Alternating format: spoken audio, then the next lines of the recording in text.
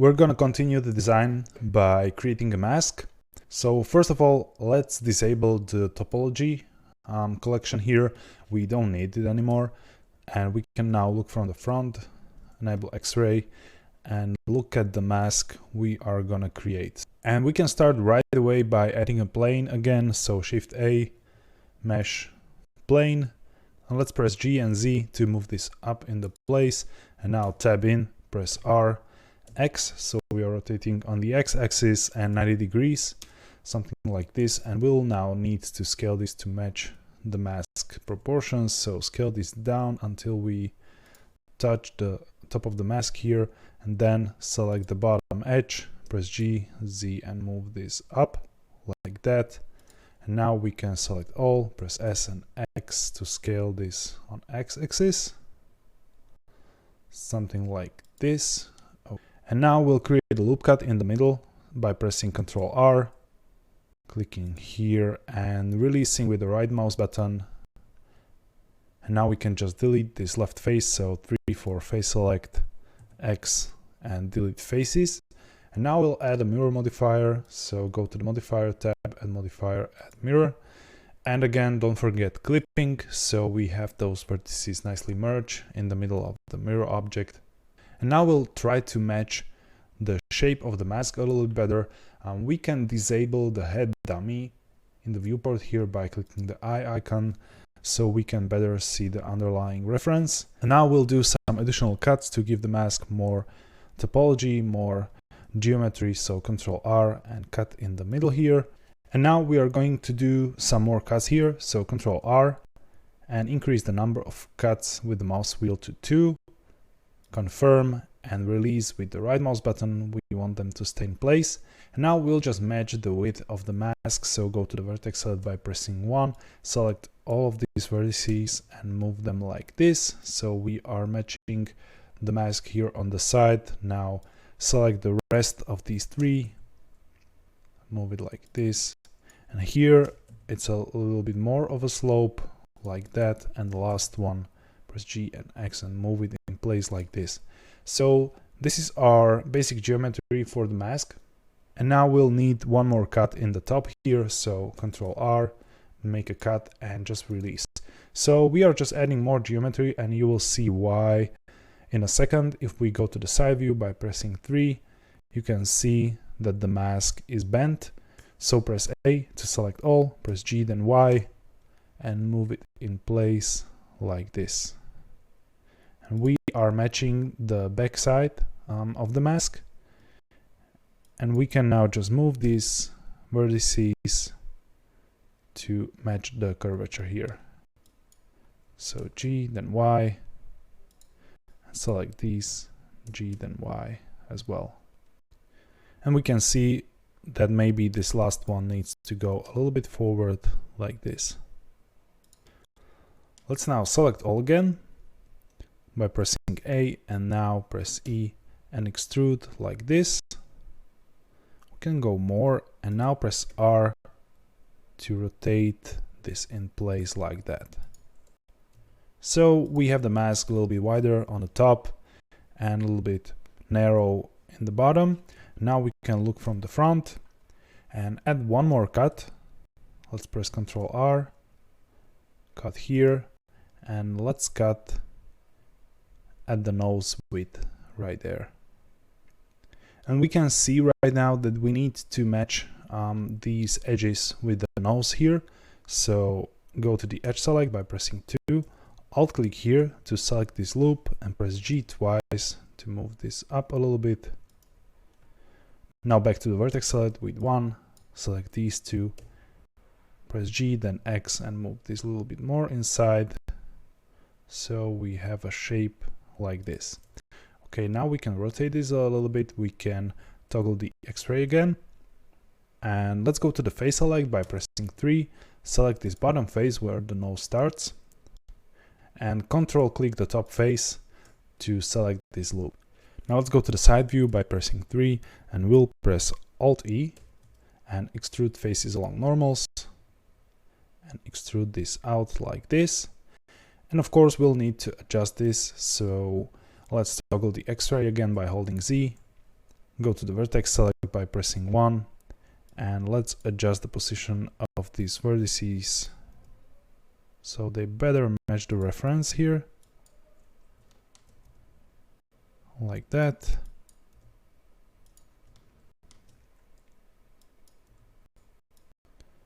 And this.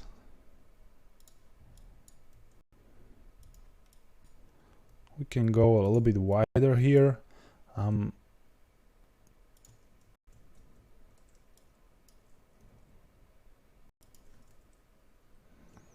Okay, just like that. And now go to the front view by pressing 1, and we'll create these eye sockets. First of all, let's tab out of this object and shift right click in the center of the eye.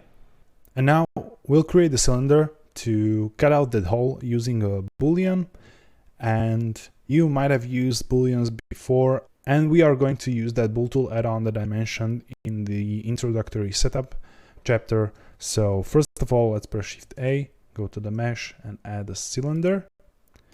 And now we'll need to modify the sides to 6. So let's enter 6. And now go into the edit mode. Let's scale this down, and we'll rotate this on the x-axis, so Rx 90 degrees to something like this. And let's zoom in a little bit closer and adjust the size. Now tab out, shift click the mask, so we have selected the cylinder first and the mask as the second, and the yellow outline here suggests that even though both of these objects are selected, this one is the active. And now we will press Ctrl-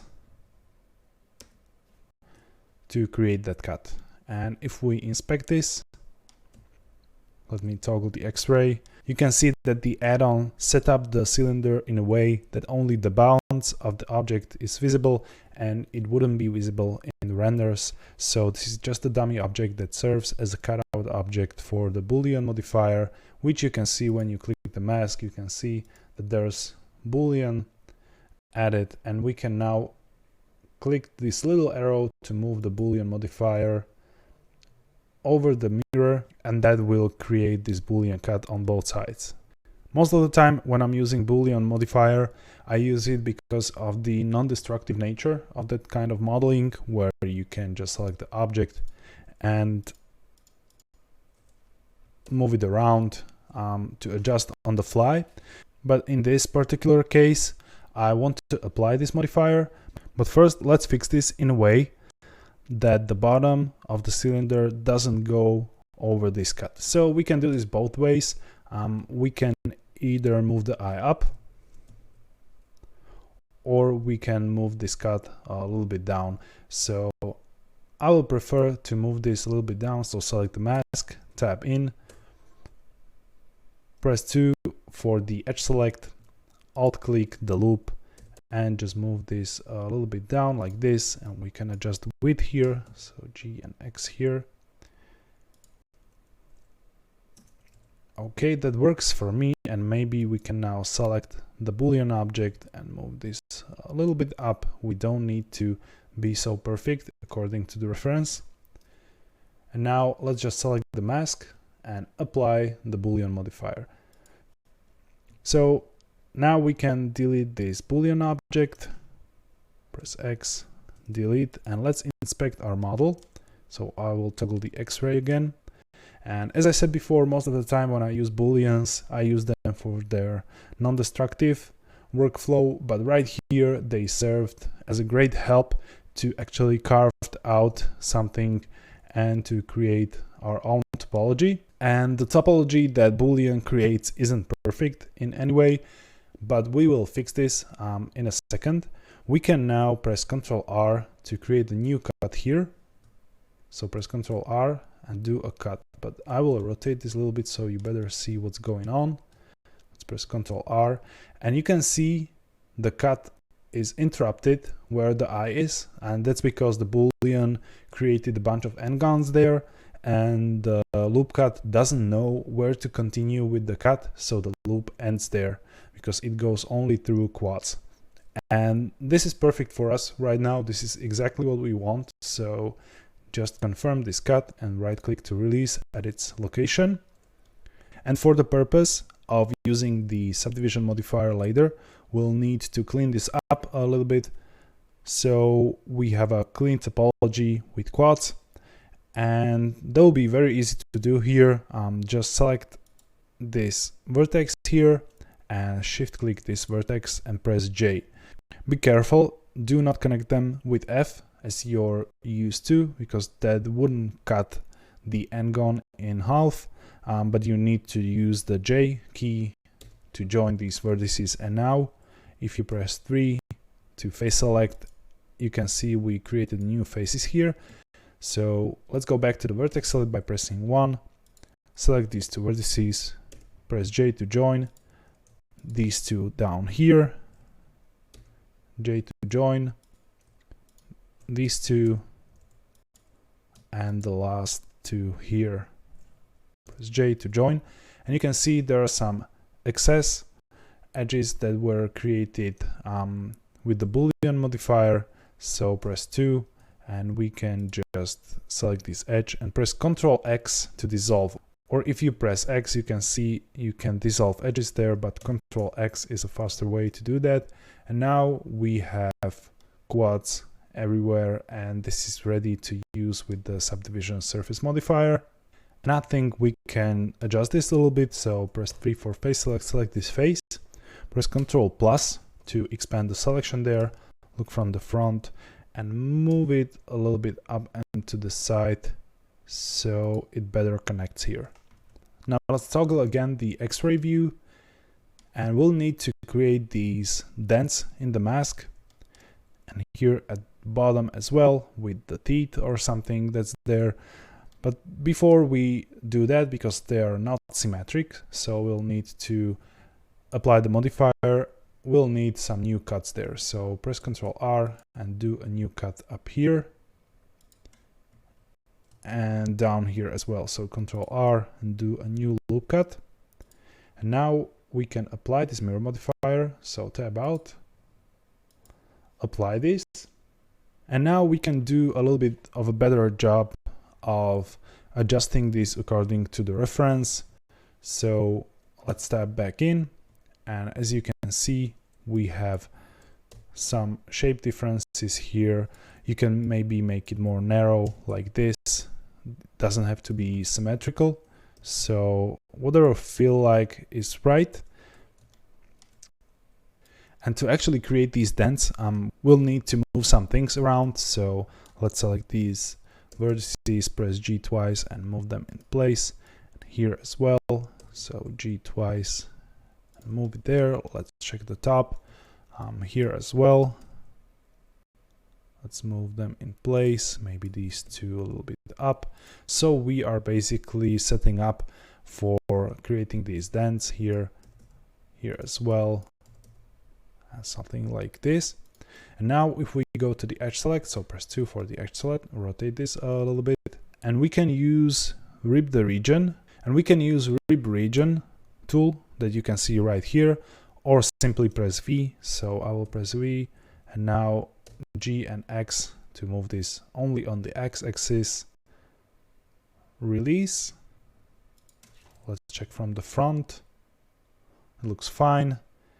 And now if you just press F, you will close this up, and F again to close once again. So select this edge. Let's look from the front where the dent is. Let's press V. We can move it to the side. Press F twice to fill it up. And at the bottom as well. So select this edge. Move it a little bit here. Press V. Move it down. Adjust it here, press F twice, and here as well, and F twice. So this way we created these dents. I will turn off the X-ray so you can see it better. And now we'll finish the bottom part. So I'll toggle the X-ray again, select these two faces, move them down, and we'll continue by extruding the teeth there. So rotate this a little bit, Select these two faces, press I to inset, and we can do the same for the other two. So shift click here, press I to inset. We can vary them in their width, so we have a little bit of a variation there. And now shift click these two new faces. Let's look from the front, press E, then Z, and extrude this on a Z axis a little bit. And we can modify the shape a little bit. So we better match the reference. Okay, something like this. Let's look from the side. We can maybe move this a little bit here so it better matches the curvature. Okay, I really like this so far. The base mesh is almost finished.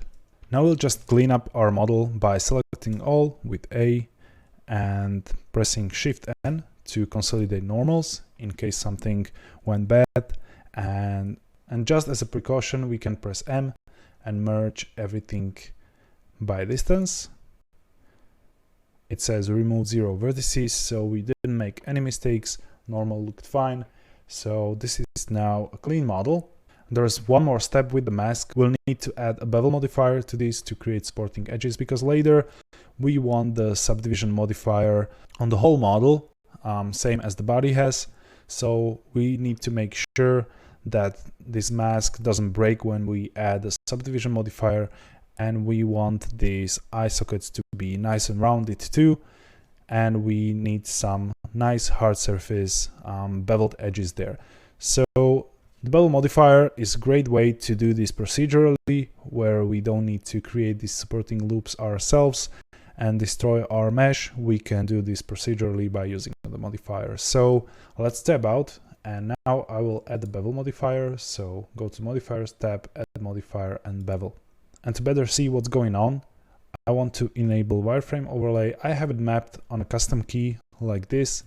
You can find it here in the overlays, the checkbox wireframe, and by right clicking you can add this to quick favorites too. So then when you press Q, you can quickly enable it right here.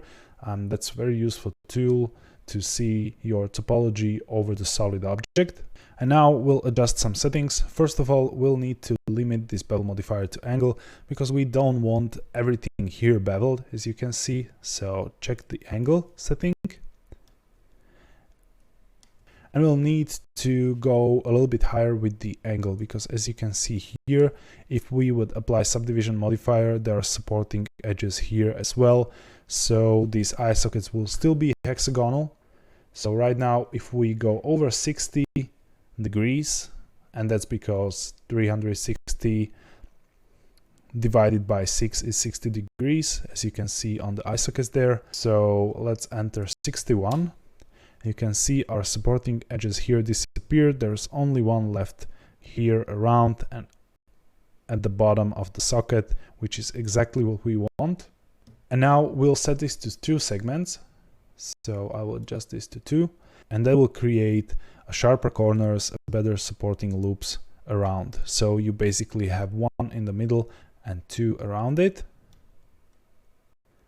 And there's one more thing we can do to make this look a little bit better, because you can see sometimes the bevel modifier can mess up things like this here, but there's a very easy thing you can do to fix this. You can just change the outer miter type to arc instead of sharp, and it will do this kind of geometry here, which is exactly what we want right now. And right now let's just fix the offset to something a little bit sharper. So let's move this down, and by holding shift we can soft adjust the size here. We don't have much of a space here since our model isn't so large, so I will just enter 0.005, and that's the nice sharp bevel we want on the mask here. Now let's disable the wireframe overlay. So we can use the Q again and disable that, and we can add a subdivision modifier. If you just press Ctrl 1, that will quickly add the subdivision modifier with 1 level of subdivision. So let's do that, and we can see this looks quite nice. Right click, shade is smooth, and this is exactly what we want. If you press Ctrl 2, you have the second level of subdivision on the modifier, and right now this looks perfect, but maybe the angle wasn't so sharp here, so the 61° did cover those angles as well, which we don't want. So just select this edge, press G then X and move it a little bit out so it breaks. And this is the mask. It's basically ready for unwrapping later, so we can move on. Let's press Alt H to unhide the head dummy here so we can see the placement is fine, and we can move on to the next chapter.